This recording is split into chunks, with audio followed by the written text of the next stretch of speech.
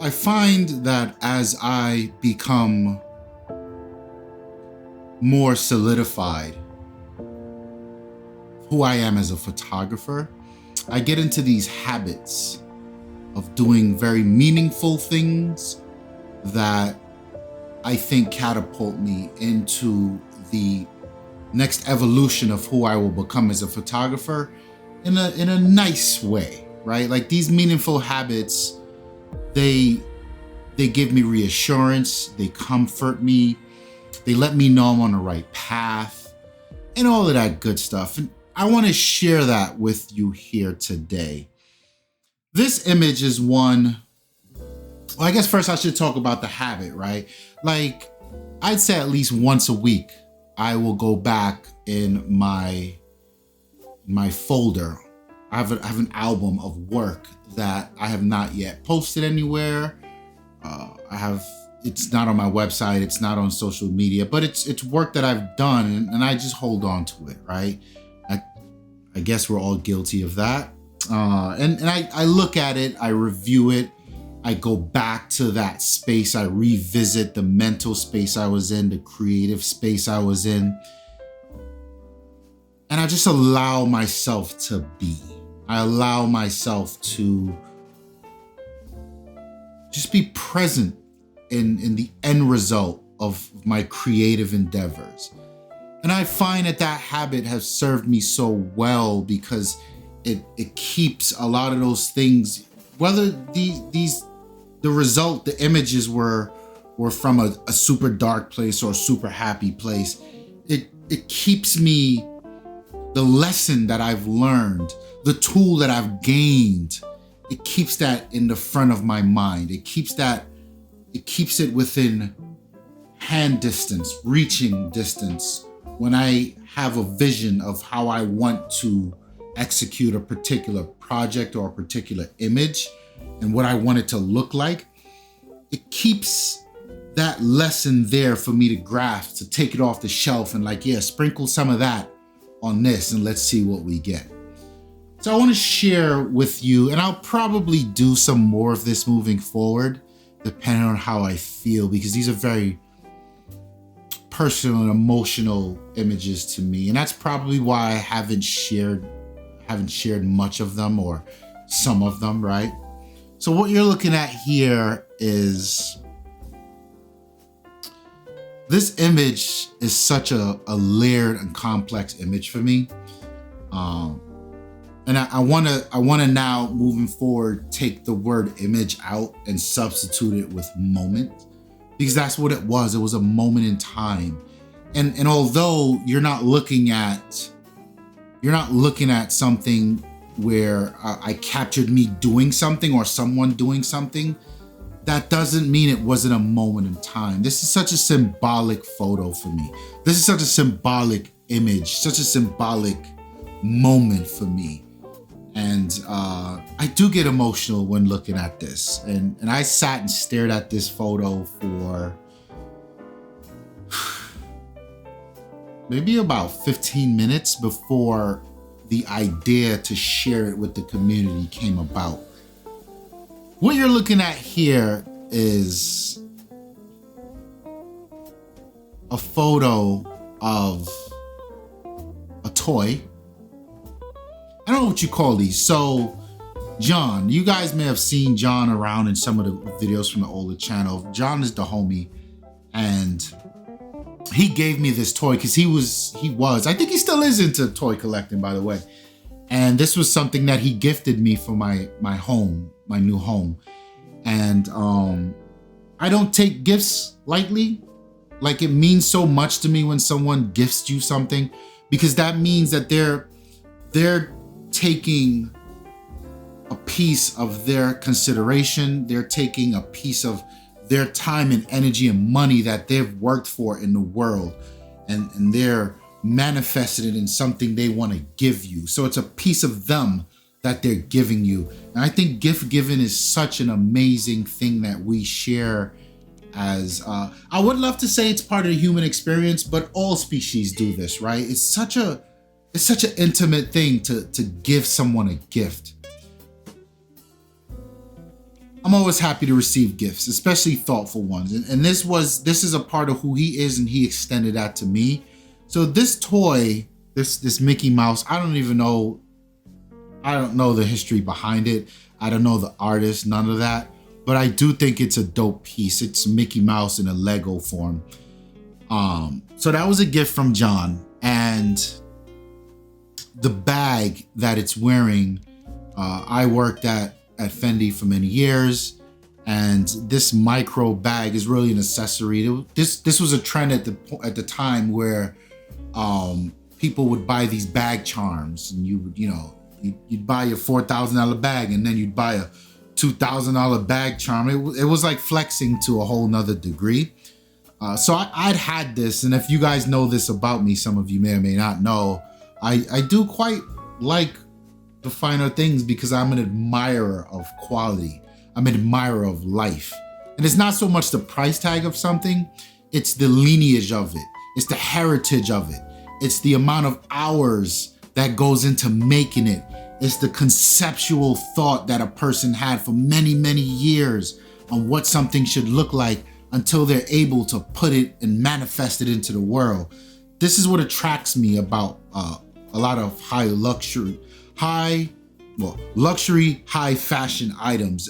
It culminates so much of those things in there, and a lot of other things that aren't so great, right? So it is what it is. This bag charm, when John gifted me this toy, I immediately was like, oh man, let me go get that charm and put it on, because it's for me, it's symbolizing accepting a piece of him, that gift that he gave me, and making it mine.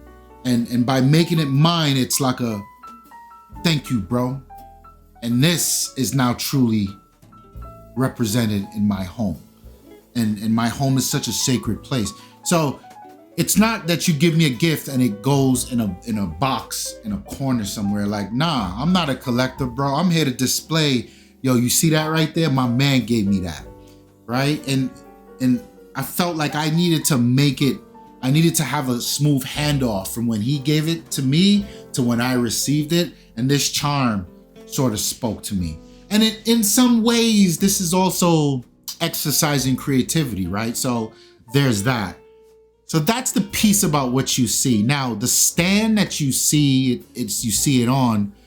When my wife and I, we got this house, we bought this house in COVID. So it was a very tumultuous time. We bought this house in like September. So it was like the height of COVID. Like, it was so strange.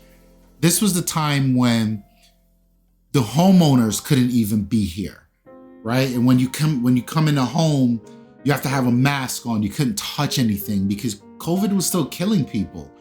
People were still saying that the 5G towers was causing COVID. Like, we had no idea what this shit was, where it came from, how it works. Like, it was such a crazy time to try to buy a home. And then, like, we'd done some renovations, and that went south for many, many, many months, almost a year and some change. So, like, this room that you see me in, this is my studio. This is my office. This is my place of sacred creativity. This is my man cave. This was the room for many months that me and my wife lived in. We slept down here. Our clothes were in bags, right? And it was this one room in the basement with access to one bathroom upstairs. And this was us for many months. On top of COVID that was going on, right? On top of, like, it was not a great time in our lives.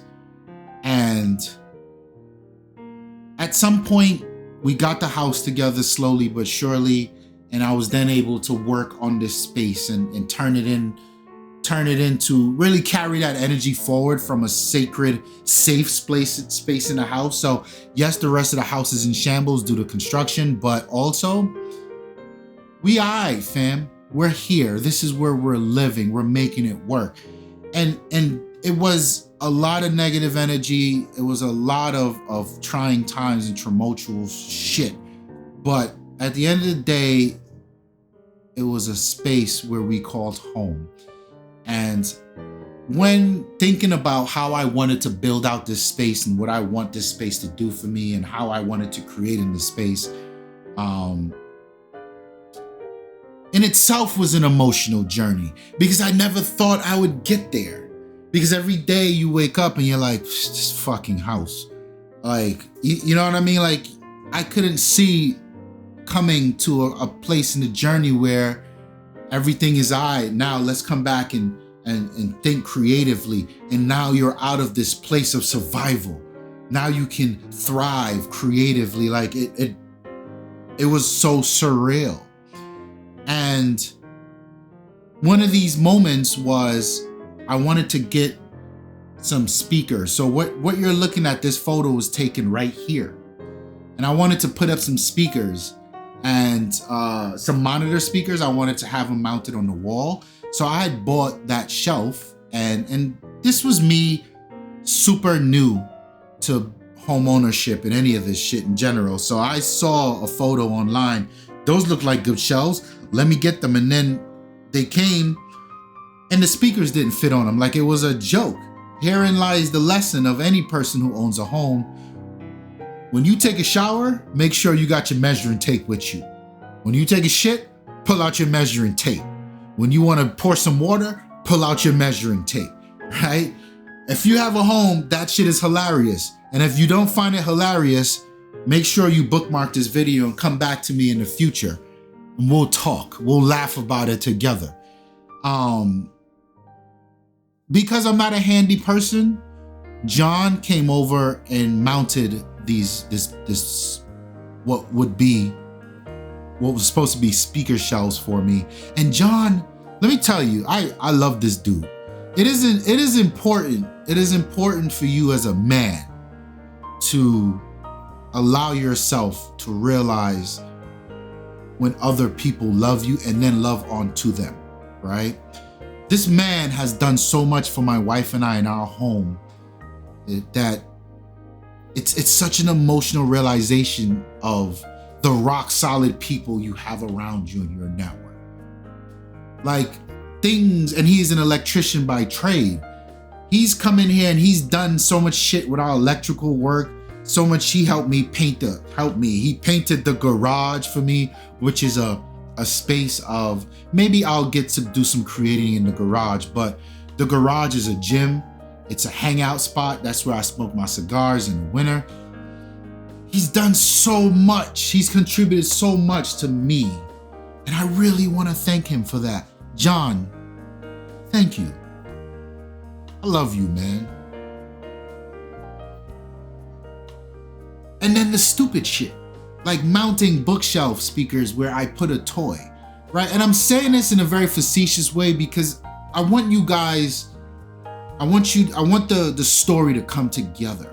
He's done so many things big and little, and then he's done put up shit like this for me that failed because my self-confidence, imagine the space I'm in, barely surviving construction of a home while living in it. And then trying to get a win by finally moving forward and putting up some speakers and shit. And then I can't even do that right. Like that is such a crushing thing for the self-confidence, but I didn't allow it to take over. I said, you know what? I want to put this toy on display. So I'm shifting the energy. I'm shifting. So now no more of like this poor me, goddamn, why shit can't, you know what? Where's that gift that he gave me? I'm putting it there, and that's where it's gonna live. And then the idea that someday I'll be able to be so comfortable in where I am as a person, as a homeowner, as a husband, as a father, as a friend, as a brother. I'll be so comfortable that I'll take up my camera and I would have already had that self-discovery piece where I can say to myself, hey motherfucker, life is pretty good.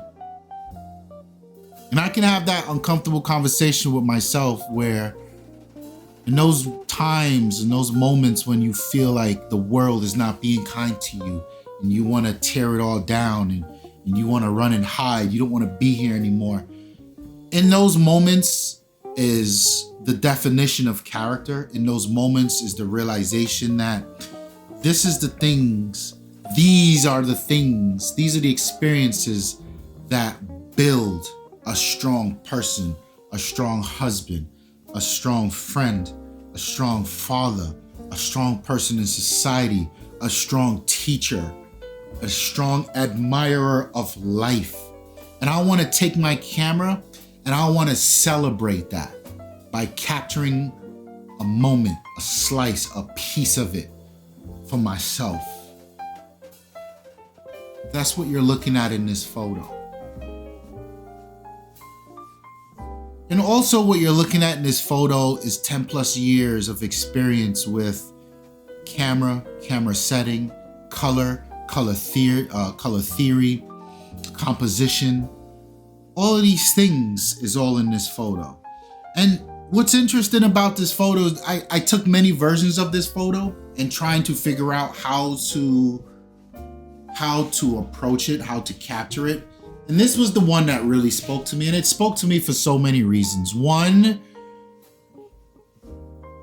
you're looking at a use of negative space here. And negative is really it, right? Like negative space gives this strong sense of solidarity. It gives a strong sense of like being so small in such a big world. And that's how I felt for so long with this process, with this home, with this space that I'm currently in. But herein lies such a beautiful gift from such a beautiful person to someone who I am now becoming comfortable admitting to myself is also beautiful. Did you follow that? And that was the composition I chose for this image after taking so many different versions of this and feeling like it doesn't feel like what I want it to feel like. And then there's so many complexities about this, right? Like Mickey Mouse, Disney, there's so many parallels to that company and what's socially acceptable and all this other crazy shit. And that's there.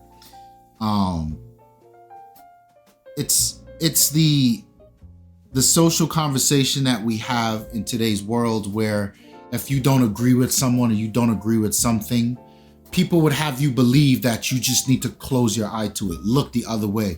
You can't talk to someone because they have different political views.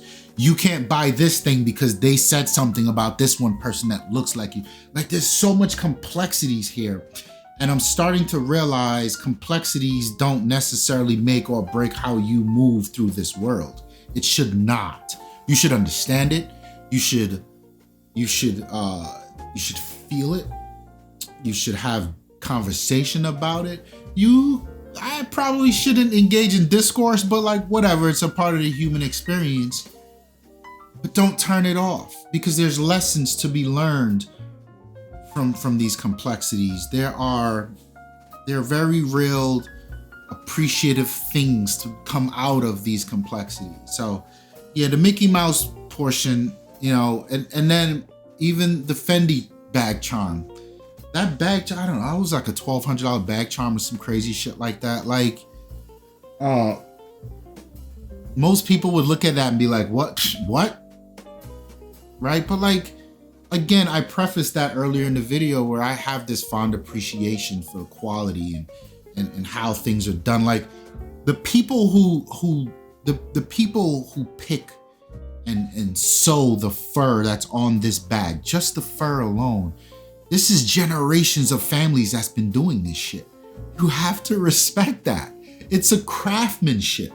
And in a world today where we're happy to hop on Temu and buy some shit that looks like it, and it's like, let's get back to basics. Let's get back to appreciation for craftsmanship. Because much like we complain as photographers, where we're forced to exist in this world where people just scroll, they look at your photo for 1 second and they're out. We're doing the same thing in many other fields. And if you want someone to respect your craft, then perhaps you should pause and learn how to respect someone else's craft. And that often comes along with quality and price tag. And maybe you don't buy a bunch of fuck shit on Temu. Maybe you buy one bag charm that you'll have for the rest of your life that you can pass down to your kids. You know what I mean? The same with watches, the same with cars. Oh, you get the idea. And then color. I chose to remove color from this image because I didn't want the conversation to become about the color grade and the color of Mickey, that iconic black and red, and I needed it to be devoid of color because whenever I look at it, I want to remind myself of the context. I want to remind myself of the emotion. I want to remind myself of the driving force behind this image. And that in itself is a mirror of me. Unfortunately, I can't remove my color, the color of my skin, when I go out in the world, to have the world assess and judge me fairly the first time their interactions with me. That's not a thing for me, but I so wish it was. And I don't have control of that, but I have control of that in my artwork.